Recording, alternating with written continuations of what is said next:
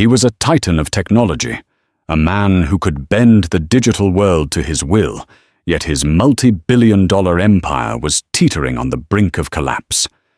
A single elusive bug in his flagship software was a ghost in the machine, and his army of elite engineers was powerless against it. He fled the chaos of his boardroom for the quiet anonymity of a restaurant, seeking a moment's peace. But in the clatter of the kitchen through a crack in the door, he saw something that made him stop dead. A waitress, her hands flying across a beat-up laptop, her screen filled with lines of code that looked impossibly familiar. She wasn't just typing. She was performing digital surgery. And in that moment, Alexander Sterling realized the answer to his prayers might not be in a sterile lab, but in the calloused hands of the woman about to serve him his coffee. The San Francisco fog, a familiar ethereal blanket, did little to cool Alexander Sterling's temper. It clung to the panoramic windows of his corner office on the 50th floor of the Nexus Dynamics Tower, blurring the glittering lights of the city into a watercolor wash. To the world, this view was a symbol of his triumph. Tonight, it felt like a gilded cage. On the massive holographic display dominating one wall, lines of red text scrolled endlessly, a digital waterfall of failure. Fatal error, memory allocation failure. The message was the epitaph for his company's most ambitious project, Odyssey, an AI-driven logistics platform poised to revolutionize global supply chains. It was supposed to be his legacy, the project that would cement Nexus Dynamics, not just as a tech giant, but as an essential pillar of modern commerce. Instead, it was a multi-hundred-million-dollar disaster. For 3 weeks, the bug had haunted them. It was a phantom, a memory leak so insidious and unpredictable that it defied every diagnostic tool they threw at it. The platform would run smoothly for hours sometimes, even days before crashing catastrophically, bringing simulated global shipping networks to a screeching halt. His lead engineers, hand-picked prodigies from MIT and Stanford, with 6-figure salaries, and egos to match, were stumped. They spoke in circles about recursive loops and heap fragmentation, their confidence eroding with each failed patch. Their latest all-night session had ended just an hour ago, with the same grim result. The pressure was immense. Their biggest client retail behemoth, Veridian Global, had given them a final ultimatum: fix the bug in 72 hours, or they would pull their 9-figure contract and sue for damages. The news would crater Nexus's stock and send their competitors like the ever-circling sharks at Innovate Corp into a feeding frenzy. "Get out," Alexander had growled at his exhausted team, his voice dangerously low. He couldn't stand the sight of their defeated faces any longer. Now alone in the silence, he felt the crushing weight of it all.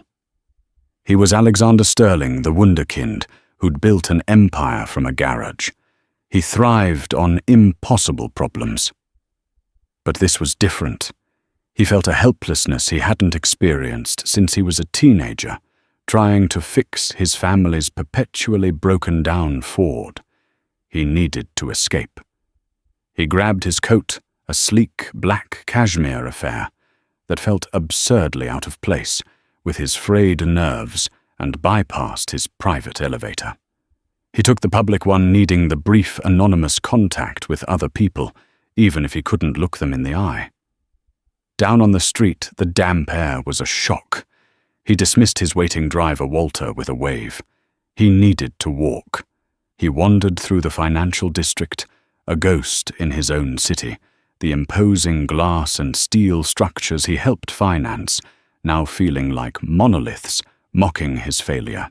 He found himself blocks later, standing outside an unassuming restaurant called the Gilded Spoon. It was an old-world place, a relic from a different San Francisco, with warm light spilling from its windows and the promise of quiet solitude. It was the antithesis of his life. He pushed the heavy oak door open, The restaurant was hushed, the clinking of silverware, and murmured conversations a soothing balm. A host led him to a secluded booth in the back. He ordered a steak he knew he wouldn't eat, and a glass of Macallan 25 he knew he would. As he nursed the scotch, the warmth spreading through his chest, but not his mind, he watched the staff. They moved with a practiced, efficient grace, a ballet of service that was in its own way a perfectly functioning system. His gaze fell on one waitress in particular. She was young, perhaps in her mid-20s, with intelligent, focused eyes that seemed to take in everything at once. Her dark hair was pulled back in a simple, severe ponytail, and there was a subtle tension in her posture, a coiled energy that suggested her mind was elsewhere. Her name tag read Amelia. She moved with a quiet competence, refilling water glasses, clearing plates, and answering questions with a polite but distant smile. There was an aura of fierce intelligence about her, a stark contrast to her humble surroundings. He was on his second scotch when he saw her slip through the swinging doors into the kitchen. He glanced at his watch. 10 minutes passed. 15. The kitchen doors were a whirlwind of activity chefs, shouting servers, rushing in and out, but she didn't reappear. Curiosity, a welcome distraction from his own anxieties, piqued. He needed to use the restroom, which was located down a short hallway past the kitchen entrance. As he walked past, the kitchen door swung open for a moment, and he glanced inside. Amidst the chaos of stainless steel steam and shouting cooks, he saw her. Tucked away in a small, cramped alcove next to a stack of flour sacks was Amelia. She wasn't polishing silverware or taking a smoke break. She was hunched over a battered, decade-old laptop, its screen glowing in the dim light. Her fingers were a blur across the keyboard, moving with a speed and precision that he, a man who'd coded his first program at age 12, recognized instantly. It wasn't the typing of someone writing an email or a college paper. It was the fluid staccato rhythm of a programmer, a creator of worlds. He froze his hand on the restroom door. He squinted, trying to see her screen. It was a dark mode IDE, integrated development environment, filled with lines of what looked like C++. And then he saw it, a specific function call, a multi-threading protocol she was implementing. It was elegant, it was complex, and it was eerily similar to a section of the Odyssey codebase that his own team had been wrestling with for weeks. His breath caught in his throat. The world seemed to slow down. The clatter of the kitchen faded into a dull roar. A waitress, in a kitchen alcove, on a relic of a laptop, typing code that mirrored the very heart of his company's billion-dollar crisis. It was impossible, it was absurd, and it was happening right in front of him. He forgot about the restroom, forgot about his steak, forgot about everything, except the woman in the kitchen who was weaving digital spells amidst the smell of garlic and grease. For a full minute, Alexander Sterling stood motionless in the hallway, a statue of disbelief. His mind, usually a superhighway of calculations and strategic thought, was gridlocked. Every logical instinct told him to dismiss it. Coincidence. A trick of the light. She was probably working on some personal project, a coding boot camp assignment, but the flicker of code he'd seen, it wasn't amateurish. The structure, the syntax, it had a professional signature, a sparse elegance that came from deep understanding, not rote memorization. He took a deep breath, the air thick with the aromas of roasted chicken and cleaning supplies. This was insane. But desperation is the mother of insanity. What did he have to lose his pride?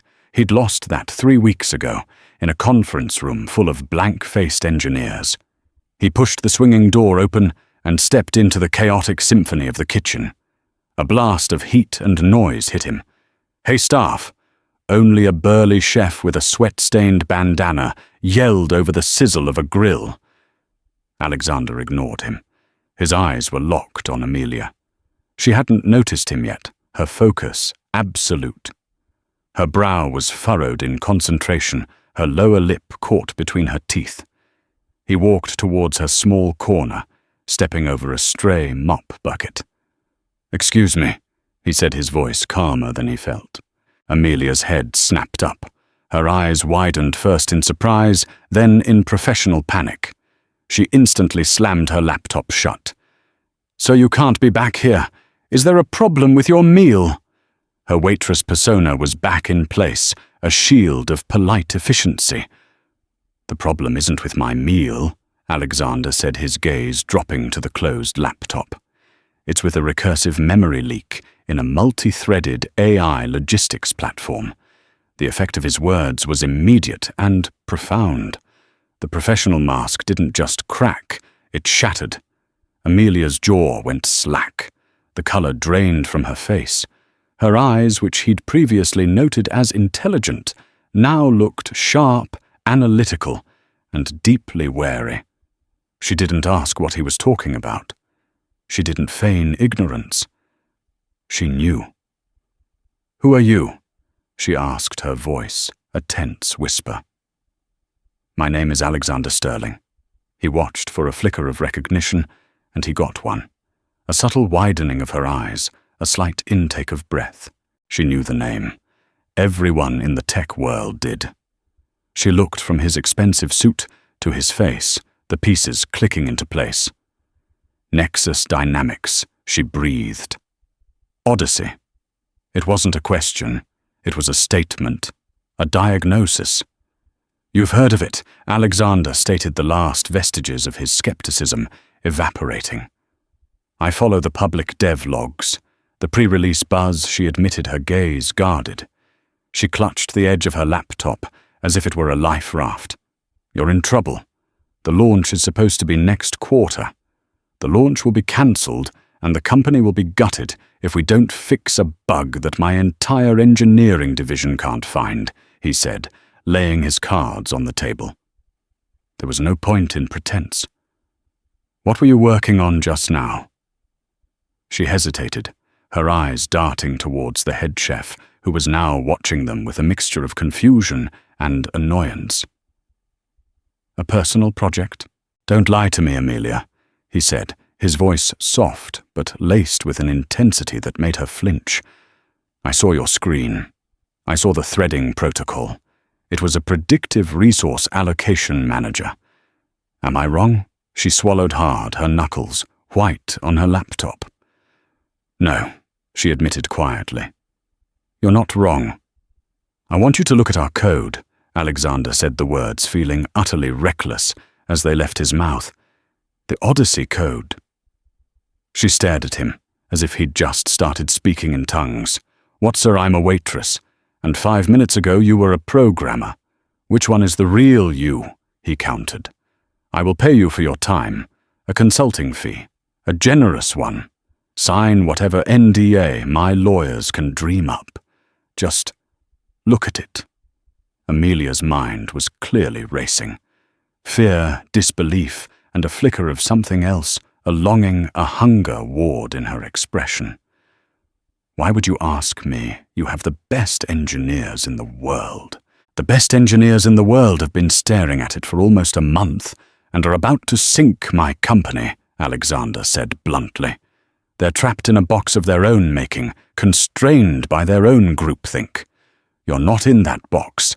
You have nothing to lose, and frankly, neither do I at this point."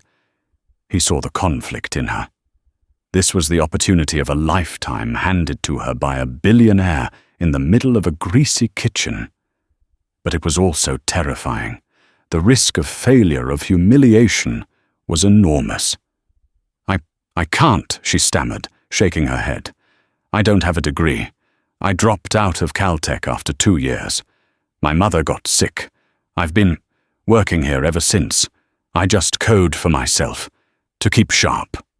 The confession hung in the air, thick with disappointment and lost potential. Caltech. She wasn't just self-taught. She had been on the path to becoming one of the elites he so readily hired. Life had just gotten in the way. This information didn't deter Alexander. It galvanized him. This wasn't a random fluke. This was untapped genius, derailed by circumstance. "I don't care about your degree." "Amelia," he said, his voice firm, "a degree is a piece of paper that says you can learn. What I saw on that screen says you can do. I care about results. The Odyssey platform is failing because of a flaw in its predictive modeling. It allocates resources for projected shipments, but somewhere in the recursive logic, it creates phantom allocations. It never releases. It's bleeding memory, but we can't find the wound. Does that sound like a problem you'd find interesting?" He watched her as he spoke, detailing the core of the problem. Her expression shifted again. The fear receded, replaced by the focused, analytical look he'd seen when she was at her keyboard. She was no longer a waitress talking to a customer. She was an engineer considering a challenge. "Phantom allocations?" she murmured almost to herself. "It's not just in the recursion. It could be in the way the threads are instantiated. If the parent process dies before the child threads are properly joined, their memory could be orphaned." Her insight was immediate, a plausible theory that his team had mentioned but hadn't fully explored, convinced the error was deeper in the AI model itself. Alexander pulled a sleek black business card from his wallet. "Nexus Dynamics Tower. Be there tomorrow at 9 a.m. Ask for me. I'll clear it with security. Name your price, Amelia. Whatever it is, I'll pay it." He placed the card on top of her closed laptop. Her hand trembled slightly as she looked at it. The simple black card with his name, embossed in silver, was a ticket to another world. "Sir, your table." She started the habit of her job kicking in. "Forget the table," Alexander said, turning to leave. He paused at the door and looked back at her. Her eyes were wide, fixed on the card. 9 a.m. "Amelia, don't make me regret this." He walked out of the kitchen, leaving the noise and the chaos behind. He felt a jolt of adrenaline he hadn't felt in years. It was the most illogical, unprofessional, and desperate move of his career. It was either the decision that would save his company or the final spectacular act of a falling titan. As he stepped back into the quiet restaurant, he realized he had no idea which. The next morning, the lobby of the Nexus Dynamics Tower was everything the Gilded Spoon was not. It was a cathedral of brushed steel glass and stark white marble, vast and intimidating. A 2-story waterfall cascaded silently behind a reception desk that looked like a shard of a meteorite. Young, ambitious people in sharp business attire moved with a silent, urgent purpose, their faces illuminated by the glow of their phones. It was designed to awe, to project power and innovation. To Amelia Rose, clutching her worn backpack strap, it was designed to make her feel small. She had spent the entire night oscillating between euphoric excitement and paralyzing terror. She had researched the Odyssey problem, devouring every scrap of public information, her mind alight with possibilities. She had arrived dressed in the most professional clothes. She owned a simple black blouse and slacks, which still felt woefully inadequate compared to the designer labels that surrounded her. "I'm here to see Alexander Sterling," she told the receptionist, her voice barely a whisper. "My name is Amelia Rose." The receptionist, a man with impossibly perfect hair, typed her name into his computer. His eyebrows shot up in surprise. "Of course, Ms. Rose. Mr. Sterling is expecting you. Please go right up. 50th floor." He gestured towards a restricted access elevator, which chimed and opened for her, as if by magic. The ride up was a silent, stomach-churning ascent. When the doors opened, Alexander Sterling was waiting for her. He looked different here in his element. The weary desperation of last night was gone, replaced by an aura of command. "Amelia." "Glad you made it," he said with a curt nod. "Let's not waste time." He led her through a maze of glass-walled offices and open-plan workspaces. Heads turned as they walked. People stared, their curiosity piqued by the unfamiliar woman being personally escorted by the CEO. Amelia felt 100 pairs of eyes on her, judging her clothes, her backpack, her very presence. She had never felt more like an imposter. They entered a large conference room, already occupied by about a dozen engineers. The air was thick with tension and the smell of stale coffee. This was the Odyssey team. They all looked exhausted, but their expressions sharpened as Alexander walked in with Amelia. "Everyone, this is Amelia Rose." Alexander announced his voice, leaving no room for argument. "She's a consultant who is going to be providing a fresh perspective on our current problem. Give her full access to the Odyssey source code. The server logs everything. She will report directly to me. I expect your full cooperation." A heavy silence followed. The engineers exchanged uneasy glances. Amelia's eyes fell on one man in particular. He was in his late 30s with a sharp suit and a condescending smirk that seemed permanently affixed to his face. A nameplate on the table identified him as Benjamin Carter, lead software architect. Benjamin leaned back in his chair, tapping a pen on the table. "A consultant," he said, his tone dripping with skepticism. He looked Amelia up and down, his gaze lingering for a moment on her simple clothes. "May I ask which firm you're with, Ms. Rose? Or perhaps which university's doctoral program we've poached you from?" The question was a clear challenge designed to humiliate her and undermine her authority before she'd even begun. The other engineers watched, waiting to see how she would respond. Before Amelia could speak, Alexander cut in, his voice like ice. "Her credentials are that she has my confidence, Ben. That's all you need to know. Get her set up." The rebuke silenced Benjamin, but his eyes burned with resentment. He gestured curtly to a junior engineer. "Kevin, get Ms. Rose a guest terminal and access credentials."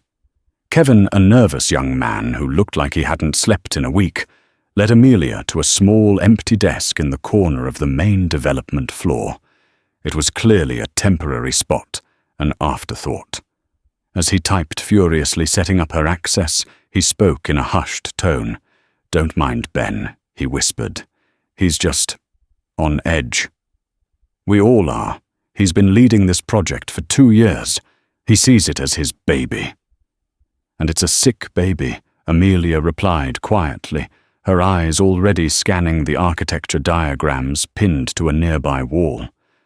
Once she had access, the world outside fell away. The whispers and stares of the other engineers, the intimidating corporate environment, even the looming presence of Benjamin Carter. It all faded into the background. Before her, on a high-resolution monitor, was the Odyssey source code. Millions of lines of it. A sprawling, complex digital city. She spent the first few hours just reading. She didn't try to change anything. She just absorbed the structure, the flow of data, the logic that governed this artificial universe. She navigated through modules named Predictive Path, Quantum Root, and Nexus AI Core. It was brilliant, ambitious, and deeply flawed.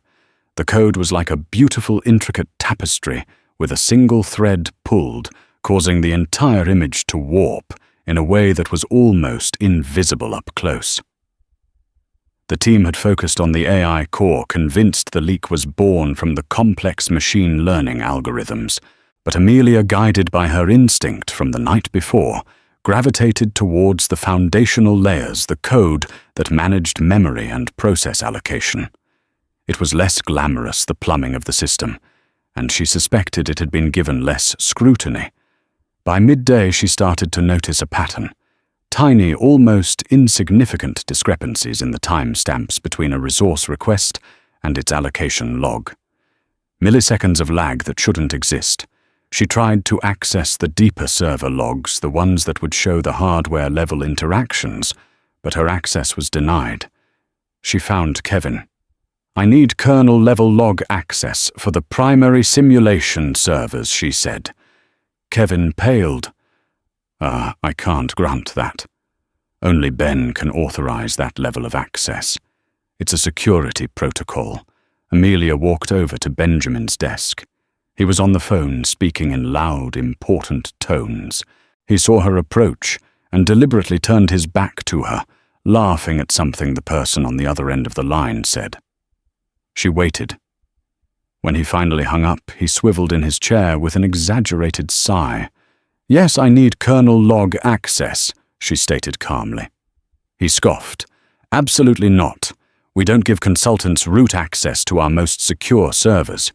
Do you have any idea the proprietary data you could compromise? I'm trying to trace a memory allocation issue. The standard application logs aren't granular enough. The discrepancy I'm seeing is happening at a level below what they capture," she explained, keeping her voice even. "A discrepancy," he sneered. "Listen, Ms. Rose, I have a team of the world's best engineers who have built this system from the ground up. We've run every diagnostic imaginable. I assure you, if there was a discrepancy to be found, we would have found it. Why don't you go back to your desk and consult? It was a dead end." He was stonewalling her, protecting his territory. He couldn't stand the idea that an outsider, a woman with no official credentials, might find something he and his vaunted team had missed. It was a matter of ego. Frustrated, Amelia returned to her terminal. She couldn't go deeper, so she would have to go wider. If she couldn't see the root of the problem, she would have to map its effects. She began writing a custom diagnostic script. It wasn't a fix, but a tracer, a program designed to run alongside Odyssey, monitoring every single thread it spawned, tracking its memory footprint, and logging its behavior in a way the existing tools didn't. She worked through the evening, long after most of the team had gone home defeated. Benjamin Carter left with a smug look in her direction, as if her continued presence was proof of her failure. Only Alexander Sterling remained working silently in his glass-walled office, watching her. As the city lights began to sparkle outside, Amelia felt a grim determination settle over her. Benjamin Carter saw her as a threat to his authority. The team saw her as a bizarre curiosity, but she knew she was close. The ghost in the machine had left a trail, faint as it was, and she was the only one willing to crawl into the dark, forgotten corners of the system to find it. The lion's den was cold and unwelcoming, but she wasn't there to make friends. She was there to hunt. The next 48 hours blurred into a sleepless, caffeine-fueled marathon. Amelia lived in front of her terminal, the glow of the screen her only sun and moon. The temporary desk became her world, littered with empty coffee cups, scribbled diagrams on napkins, and the occasional sandwich brought by a sympathetic-looking Kevin. Alexander Sterling kept his distance, but she felt his presence a silent observer in his office, his own lights burning late into the night. He was giving her space, a commodity she desperately needed. The diagnostic script she wrote, which she privately named Cerberus, was her hound. She let it run in the simulation environment, and it began to paint a picture. The memory leak wasn't consistent. It didn't grow linearly. It happened in violent, sporadic bursts, always coinciding with a specific set of circumstances when the Odyssey platform was simulating high-volume, short-distance shipping routes, like citywide drone deliveries. This was a critical clue. The team had been focused on massive international cargo simulations, assuming bigger loads meant a bigger strain. They were looking in the wrong place. The problem was in the churn. The system was designed to create, track, and destroy thousands of tiny delivery routes per minute. Each route was a thread, a short-lived process. The theory she'd mentioned to Alexander in the kitchen about orphaned threads gnawed at her. Benjamin Carter's refusal to grant her kernel-level access was a roadblock, but it forced her to be more creative. Late on the second night, with the 72-hour deadline looming like a guillotine, she found it. It wasn't in the AI core's complex predictive models. It wasn't a catastrophic, obvious flaw. It was a single elegant and devastatingly simple bug in a low-level library, a piece of foundational code written years ago and assumed to be perfect. The library handled thread management. When a new delivery route was created, the library would instantiate a handler thread. A separate, seemingly unrelated cleanup process was supposed to run periodically, checking for completed threads and releasing their allocated memory. The problem lay in the interaction between the two. The cleanup process had a timeout. If it couldn't get a lock on a handler thread within a few milliseconds because the thread was still initializing or momentarily busy, it would skip it and move on. In long, slow simulations, this was never an issue. But in the high-churn scenario of thousands of rapid, short-lived threads, a statistical certainty emerged. A small percentage of new threads were being created and destroyed so quickly that the cleanup process would always miss them. The thread would complete its task and die, but because the cleanup process had skipped it, its memory allocation was never officially released. It became an orphan, a ghost. It wasn't a leak. It was an accumulation of ghosts. Thousands of tiny forgotten memory blocks accumulating over hours until the system choked and crashed. A wave of dizzying euphoria washed over Amelia. She leaned back in her chair, her body aching from exhaustion, but her mind electric. She had found it. She had found the ghost in the machine. The fix was just as simple. A small change to the cleanup process. Instead of skipping a busy thread, it should queue it for the next pass. A 3-line change to solve a billion-dollar problem. Her first instinct was to run to Alexander's office, but she stopped herself. She needed proof, irrefutable proof.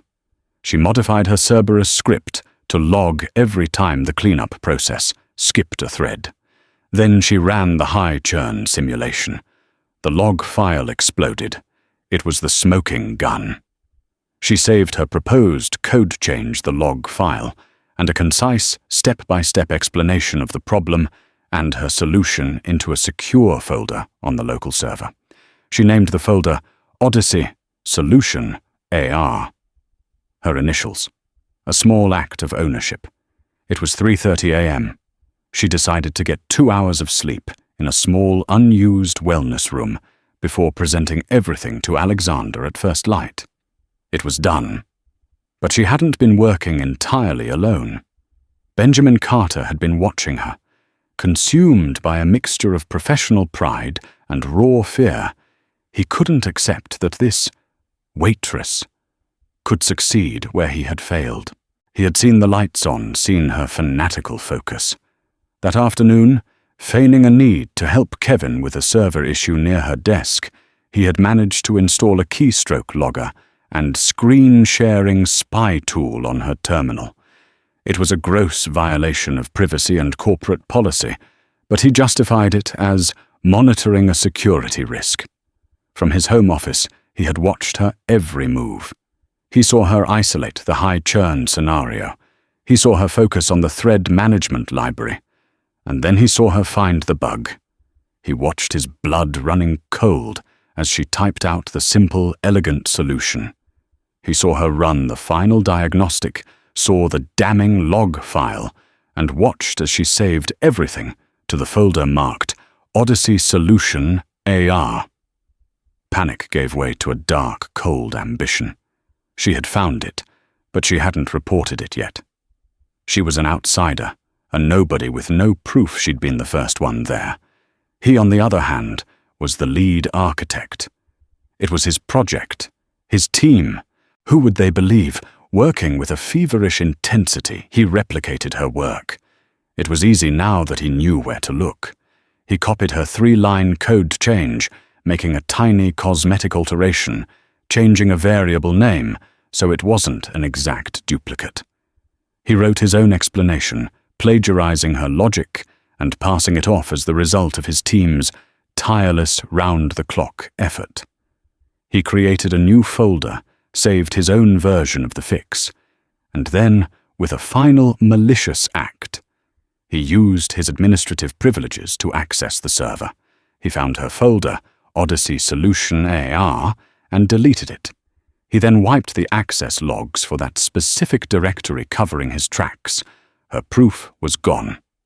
At 7:00 a.m., just as Amelia was waking up stiff and sore on a wellness room sofa, Benjamin Carter sent a company-wide email to Alexander Sterling and the entire executive board. Subject urgent. Breakthrough Odyssey platform. Stability issue solved. The email began, "After a final intensive deep dive session led by myself, my team has successfully identified and resolved the critical memory allocation flaw in the Odyssey platform. The solution is prepared for immediate implementation. A full technical debrief will be ready for your 9 a.m. meeting." He had won. He had stolen her breakthrough, her moment of triumph, and claimed it as his own. The stage was set for his victory, and Amelia Rose was about to walk onto it, completely unaware that her ghost had been exorcised, and a far more tangible demon had taken its place. Amelia walked into the 9 a.m. board meeting feeling a mixture of exhaustion and exhilaration. She clutched her tablet, ready to present her findings, the elegant simplicity of her solution, a source of quiet pride. She had slept for only a few hours, but the adrenaline of discovery was a potent stimulant. She entered the 50th floor boardroom to a scene of celebration.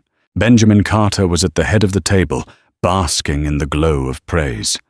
The other engineers, relieved and jubilant, were clapping him on the back. Alexander Sterling stood by the window, a look of profound relief on his face. He caught Amelia's eye and gave her a nod of acknowledgement, which she misinterpreted as anticipation for her presentation.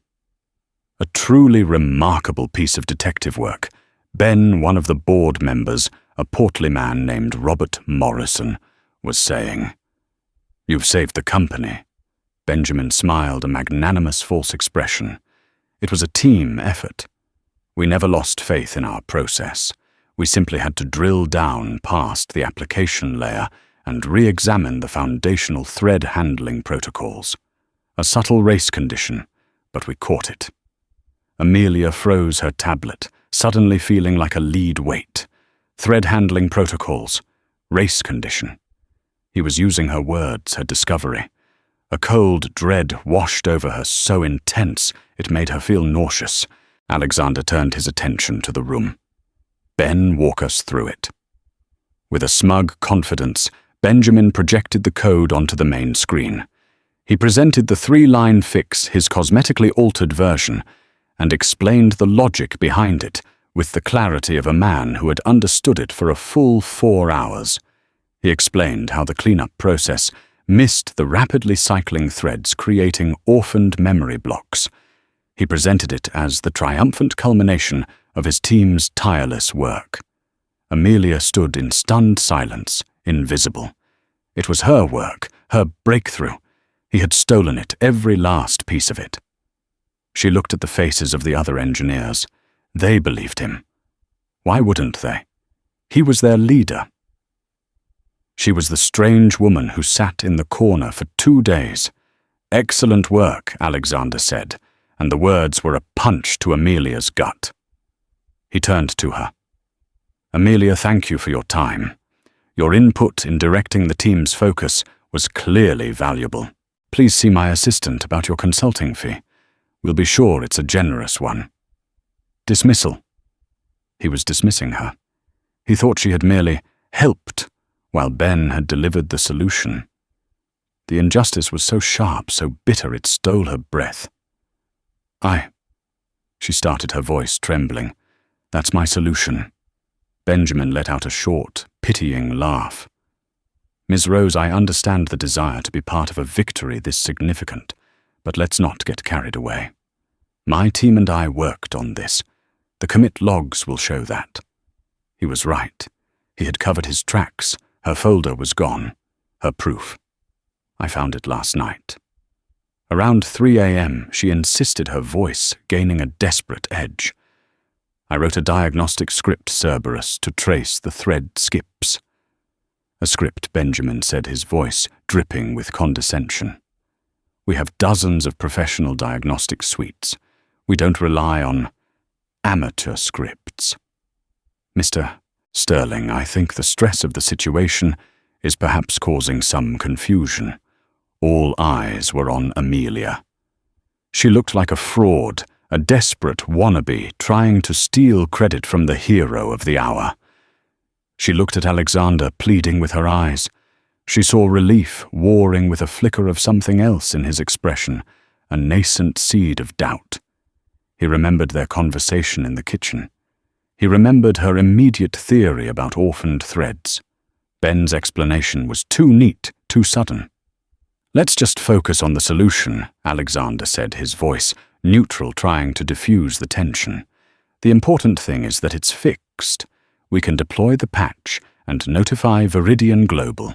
The meeting concluded. Benjamin was a hero. Amelia was a ghost, haunting the edges of a celebration that should have been hers.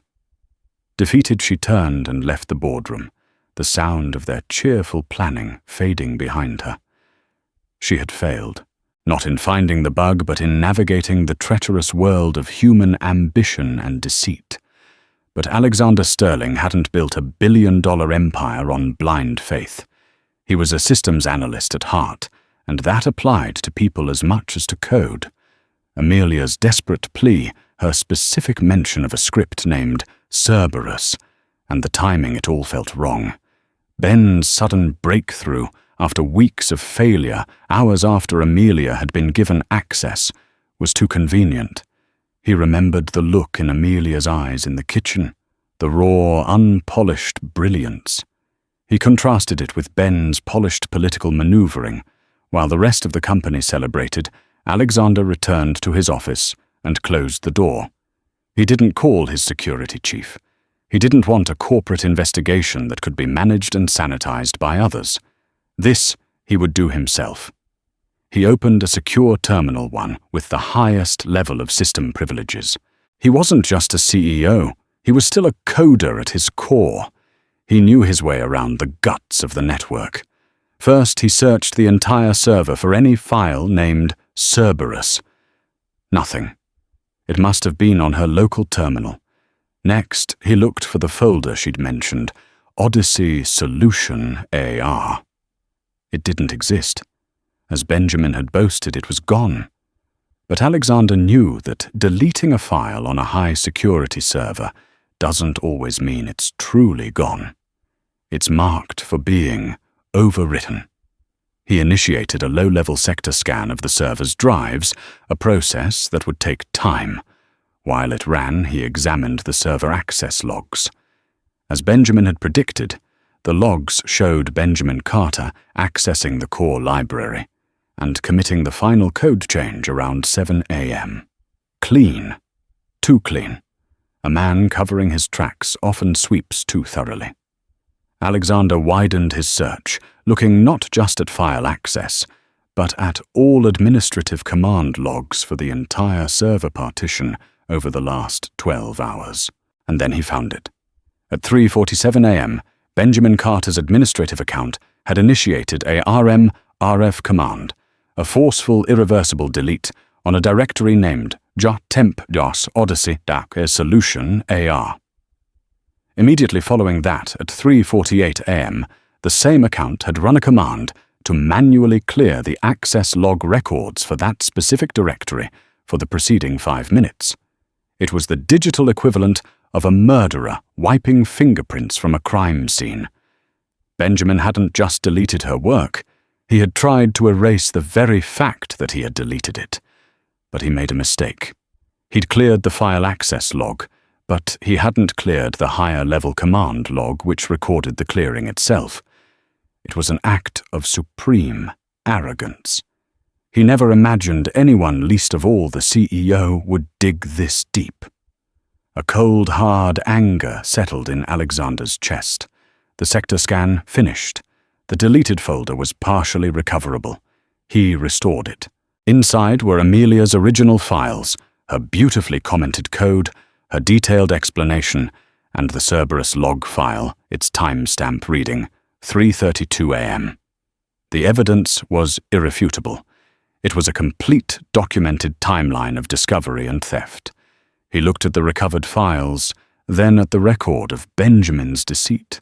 The betrayal wasn't just against Amelia. It was a betrayal of the company, of the very principle of innovation and integrity he had built Nexus Dynamics upon. He picked up his phone. He didn't call security. He didn't call HR. He called the head of the board, Robert Morrison. "Robert," he said, his voice dangerously calm. "Get everyone back in the boardroom. Now." The celebration is over. The mood in the boardroom was one of confused but pleasant anticipation. The board members and senior engineers filed back in their faces, flushed with the relief of a crisis averted. They took their seats, the air buzzing with low chatter about calling their families, about the soaring stock price that would surely follow the announcement. Benjamin Carter was the center of this jubilant universe. He strode in with a confident swagger, accepting handshakes and pats on the back. He took his seat at the head of the long, polished table, not as a lead architect, but as a conquering general ready to receive his laurels. He was already composing the email he would send to his headhunter, leveraging this victory into an even more prestigious, higher-paying role at a competitor. Amelia was not among them.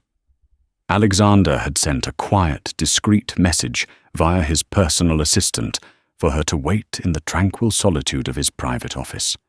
He needed her away from this, away from the explosion he was about to detonate. When the heavy glass door hissed shut, sealing the room, Alexander remained standing. He didn't take his seat. He stood beside the massive dark monolith of the main display, his posture rigid, his face a mask of cold gravity. The cheerful murmurs died instantly, replaced by a wary, uncertain silence. Every eye in the room turned to him. "Our celebration," Alexander began, his voice quiet, but carrying an immense weight that commanded the room's full attention, was premature. "We have indeed found the solution to the Odyssey problem. However, the wrong person has been given the credit for it, and the real story reveals a rot within this company that is far more dangerous than any memory leak." A tense electric stillness fell over the room. Benjamin Carter's self-satisfied smile faltered, replaced by a flicker of confusion and alarm. He shifted in his seat, his bravado evaporating like mist. Ben Alexander said, his eyes locking onto his lead architect with an unnerving intensity. "You told us you and your team identified the thread handling issue after an intensive all-night deep dive. Is that correct?" "Yes, that's correct," Benjamin affirmed, his voice a fraction less steady than before. "It was a complex issue, a subtle race condition. We worked tirelessly, following a lead." "A lead," Alexander interrupted, taking a slow step forward. His voice was laced with a chilling sarcasm. "That's fascinating, because the solution was actually found documented and finalized at 3:32 a.m. Not by your team, not by you. It was found by Amelia Rose. With a deliberate press of a button on his console, the main screen behind him blazed to life. It was not Benjamin's code. It was a perfect high-resolution image of the recovered folder, Odyssey Solution AR. Inside, displayed for all to see, were Amelia's pristine files. Her elegantly commented code, her concise and brilliant explanation of the problem, and the Cerberus log file, its timestamp a glaring indictment, 32:17 a.m. Gasps and sharp intakes of breath rippled through the room. The faces of the engineers moments ago, filled with relief, were now painted with shock and disbelief. Benjamin Carter's face went corpse white, the blood draining from it, as if a plug had been pulled. This is absurd." A fabrication, he stammered, his voice cracking, rising in panic. She's an opportunist. She must have seen our work somehow, and is trying to frame me, to steal my team's victory. Is she? Alexander countered his voice, dropping to a dangerous whisper. He didn't raise his voice. He didn't have to. The quiet fury was more terrifying than any shout. He brought up a new window on the screen, positioning it right next to Amelia's folder. It was a raw text file, the server's high-level command log. He highlighted 2 lines in damning red. Then perhaps you can explain this log entry to the board, Ben. It shows that at 3:47 a.m., your administrative account, and only your account, has these privileges, executed a command, RF. For our non-technical board members, Alexander said, his gaze sweeping across the stunned faces, that is the digital equivalent of dousing a document in gasoline and setting it on fire. It is a command for forceful permanent deletion. And the target of that command was a directory named Dark Temp Odyssey Solution, OAR. He let the implication hang in the dead air for a moment, before delivering the final crushing blow. And then there's this entry just 1 minute later. A command again from your account to manually clear the access log records for that specific directory. You were sloppy, Ben. In your arrogant haste, you wiped your fingerprints from the safe, but you left behind a crystal-clear security video of yourself holding the rag. You never thought anyone would look this deep. The room was utterly, profoundly silent. The evidence was absolute, a digital death sentence. Benjamin stared at the screen, his mouth slightly agape, his mind refusing to process his complete and total ruin. The intricate web of lies he had spun in a matter of hours had been unraveled with cold technological precision. He looked around at his team, at the board members, at the junior engineers, and saw no support, no sympathy. He saw only disgust, disappointment, and the cold, hard stare of judgment. The greatest threat to this company isn't a bug, Alexander said, his voice resonating with the conviction of a founder defending the soul of his creation. It's a flaw in our character, an insidious culture of ego, of credentialism, of arrogance that would lead a senior manager to steal the work of a junior contributor rather than admit that brilliance can come from anywhere. A culture that would dismiss genius simply because it doesn't have the right title on a business card. He looked directly at Benjamin, his eyes devoid of any pity. You are fired. Effective immediately. Your network access, your keycard, your very presence in this company has been terminated. Security is waiting for you outside this door. You may collect your personal belongings from your desk, and nothing else. He then turned his steely gaze upon the senior members of Benjamin's team, the ones who had smirked at Amelia, who had fostered the environment of exclusion. And for the rest of you, let this be a lesson. You stood by. You were complicit in your silence. The architecture of this team, and perhaps this entire division, is about to be fundamentally changed. Nexus Dynamics will be a place where talent is the only currency that matters. It will be a true meritocracy, or it will be nothing. Benjamin Carter, utterly broken, pushed his chair back. It scraped loudly in the silent room. He stood, his shoulders slumped in defeat. He didn't say a word, didn't look at anyone. As he walked toward the door, a man stripped of his pride and his career, he stumbled slightly, bumping into a chair, a final clumsy misstep from a man who had orchestrated such a precise, malicious theft. Then he was gone. Later, Alexander found Amelia in his office. She was standing by the vast window, looking out at the sprawling city, now bathed in the warm, clear light of the afternoon sun.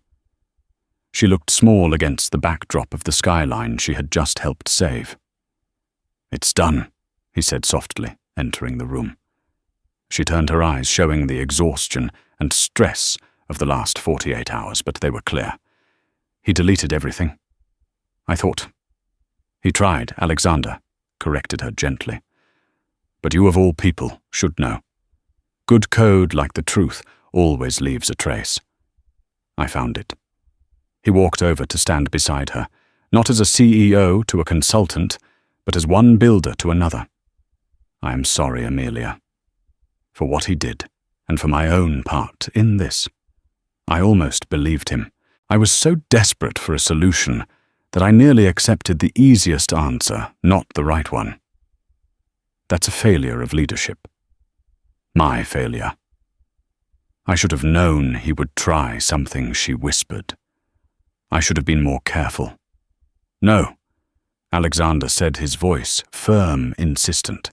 You should be able to do brilliant, world-changing work without having to constantly watch your back for jackals. It is my job to build a place where you can. A job I intend to do much better. He paused, letting the weight of the moment settle before he unveiled his true purpose.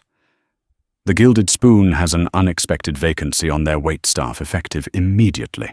Coincidentally, Nexus Dynamics has a vacancy for a senior software architect. More than that, I am creating a new division, effective today, the Systemic Integrity Group. It will report directly to me, and its mandate will be to act as our company's conscience, to challenge every assumption, to stress test our code, our security, and our processes. To find the flaws before the rest of the world does. It needs a leader with a unique perspective, someone who can see the whole system, not just the individual lines of code. The position is yours, Amelia. If you want it. Amelia stared at him, her mind reeling. Senior architect, head of a division. It was a leap so vast she hadn't even allowed it to form in her wildest dreams. I don't have a degree, she whispered, the old insecurity, the ghost of her past, making one last stand. Alexander smiled a genuine warm smile. You have something far more valuable. You have the solution. You saw the whole system when an army of experts was lost in the weeds. That's not something they can teach you at Caltech or anywhere else. So Amelia rose, he said, extending a hand to her. What do you say? Will you help me build the future of this company? A slow smile spread across Amelia's face, a brilliant, radiant smile that reached her eyes and erased every last trace of fear. The waitress was gone. The imposter was gone. In her place stood an architect. Yes, she said, her voice firm and clear as she shook his hand. Yes, I will. That's the incredible story of Amelia Rose and Alexander Sterling, a testament to the fact that brilliance isn't confined to boardrooms and elite universities. It proves that true talent can be found in the most unexpected places, and that integrity is the most valuable asset any person or company can have. Amelia, the waitress with a hidden gift, didn't just fix a bug in a piece of software. She exposed a flaw in a corporate culture, and in doing so, rebuilt it from the ground up, stronger and more honest than before. Her journey is a powerful reminder to never judge a book by its cover, and to always look for the hidden genius that exists all around us. If this story inspired you, please give this video a thumbs up and share it with someone who needs to hear that their circumstances don't define their potential. Don't forget to subscribe and hit the notification bell so you don't miss our next story about the hidden heroes who change the world.